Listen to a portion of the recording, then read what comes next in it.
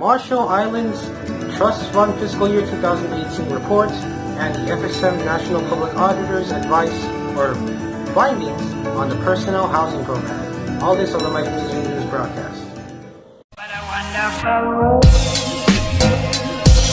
In our first story, coming from the Mariana Variety, recently the Trust Fund Committee for the Marshall Islands released the Fiscal Year 2018 report on the Trust Fund. It's the Trust Fund for the people of the RMI. And you can access it at this text. Better yet, we'll have the link in the description, so you can go check it out for yourselves in full. So what is the Trust Fund? The Marshall Islands has it, the FSM has it, Palau has it. So basically the trust funds are basically the pot of funding that the countries will have to use when the financial aspect of the Compact of Free Association ends in 2023. It will basically have the nation rely on its own budgeting skills for the most part. To be clear, most funding will end. However, there will be limited funding for health and education, and that will keep going on.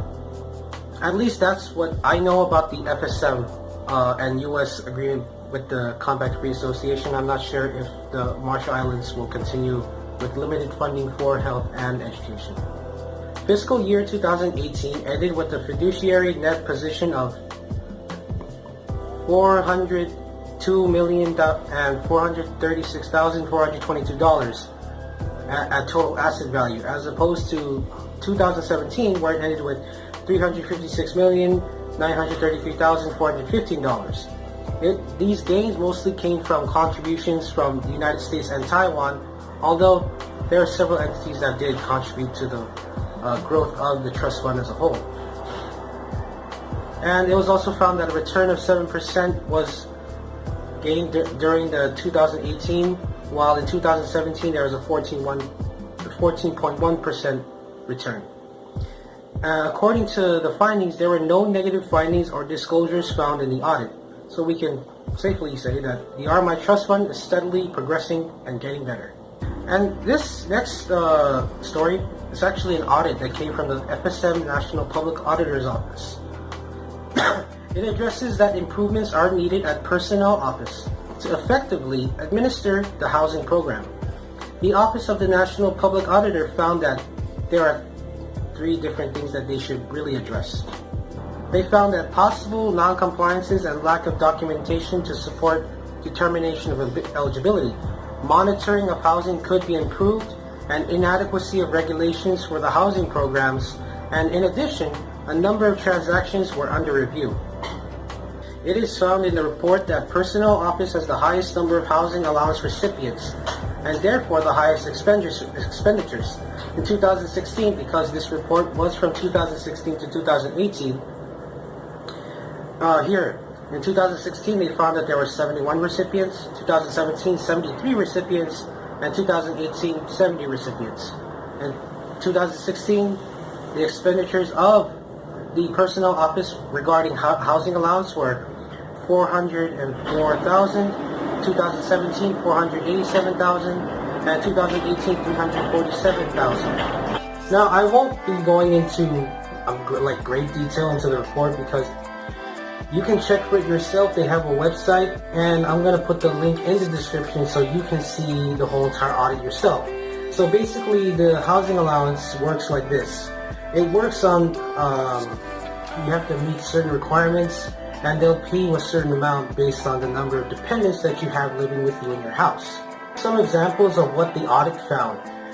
In their finding number 1, which is possible non-compliances and lack of documentation to support determination of eligibility.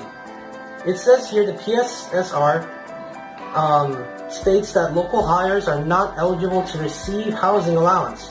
However, they did identify 4 employees who were locally hired and giving housing allowances based on the circumstances that brought them to their duty station as discussed in the report. And here's one example. An employee who was hired by the national government in 2006 after being employed in the National Component Unit. Based on the employment application, he was a local hire yet giving housing allowance. He is renting a house owned by his mother-in-law who is also staying in the same house. And circumstance number 3, an employee working for a state government was later hired by the national government with duty station in the same state where he or she lived and applied from. Employees started receiving housing allowance after getting hired by the national government. And another one is employees receiving housing allowance yet their spouses or parents own houses within the normal commuting distance. It says in Section 12 of the PSSR, no employee shall be eligible for housing allowance if the employee or his or her parent, spouse, or child owns a home within normal commuting distance of the work location. Yet, they found 3 employees who were receiving housing allowance and recruited from places beyond normal commuting distances, with parents or spouses owning houses within normal commuting distances to employees' duty stations.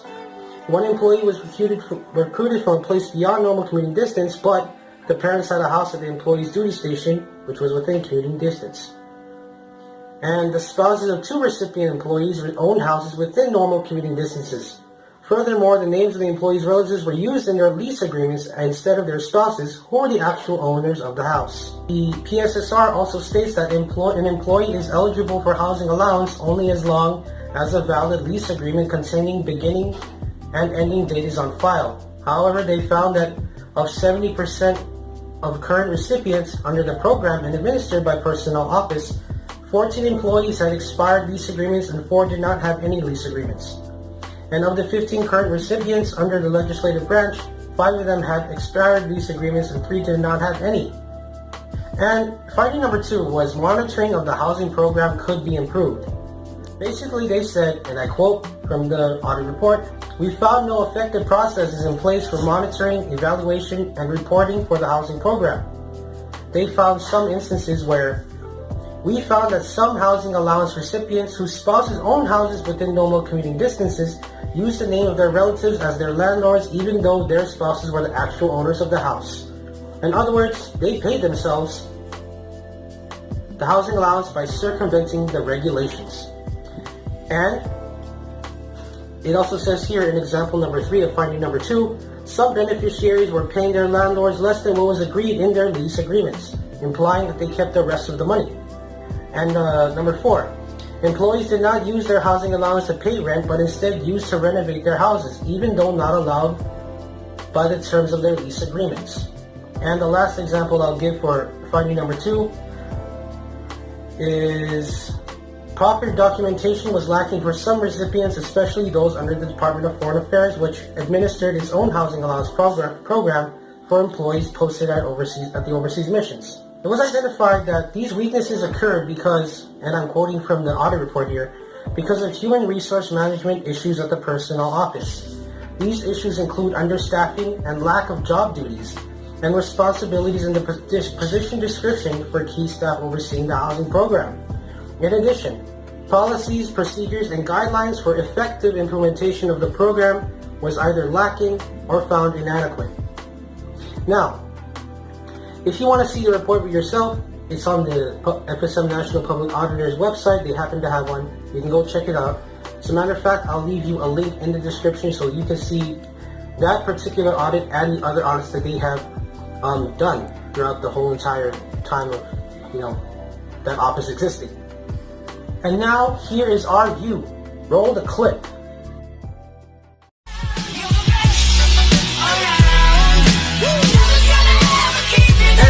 The first story, what would we say? We say great job to the folks of the Republic of the Marshall Islands.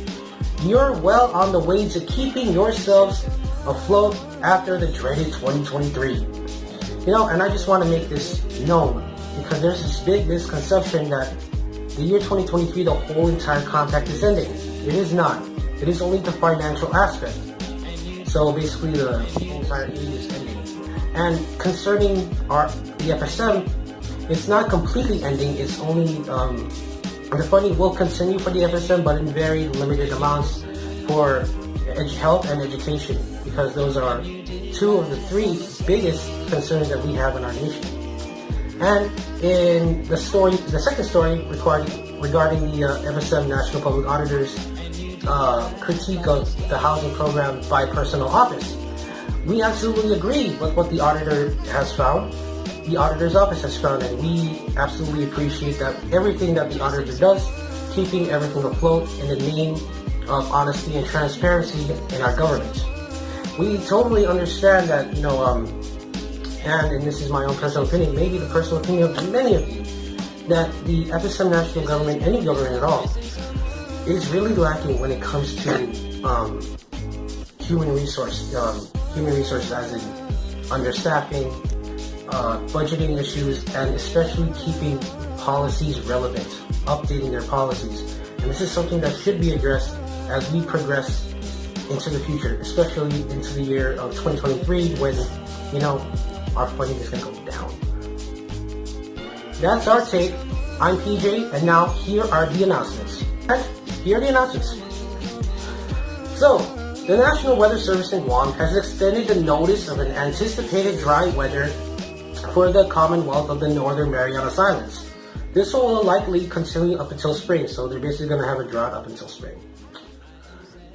And the F4 Festival here on Pohnpei will be on April 26th, 2019, which is obviously on a Friday because that's what F4 stands for.